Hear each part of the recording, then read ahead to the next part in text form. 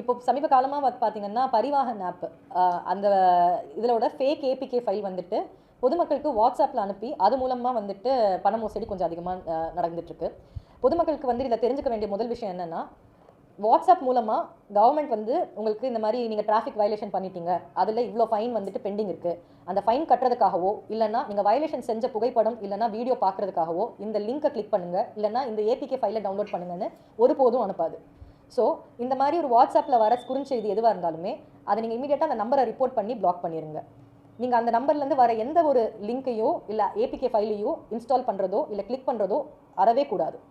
இது APK file மட்டும் கிடையாது, அன்னோன் சோர்ஸ்லேருந்து யார் எந்த ஒரு லிங்க் அனுப்பினாலுமே பொதுமக்கள் அதை கிளிக் பண்ணக்கூடாது.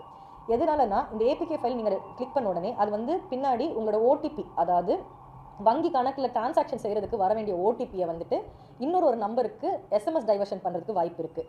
உங்கள் வங்கி கணக்கோட கிரெடென்ஷியலை வந்துட்டு ஹேக் பண்ணுறதுக்கு வாய்ப்பு இருக்குது.